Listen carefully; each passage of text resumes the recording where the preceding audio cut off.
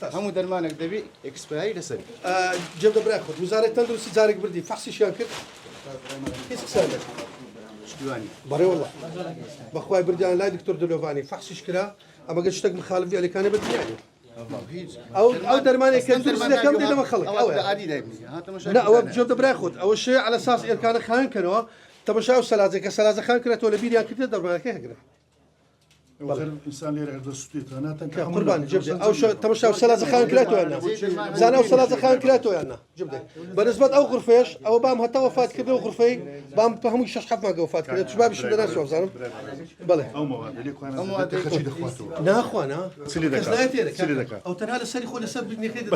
ئەوە دەبیتن لەناو گەرمانە ئەو شوی ناکە براگەورە تەماشا کە سەلاجە خان کرێتەوەیانە ڕێنمایەکان بەرمان چۆنە ئەو شوکە لەو کوڕم هەردەگرێت سەلاجە داوی سەلاجە خان کردەوە ئەو دەرمانە دەرمان شێواز و قانونی خۆ هەیە ئەو جێرە هێروکانە ئەوە نیە سێدەلیە نیە ناتانی بەیزنەوە چی دەرمانی بەکاربیێنیت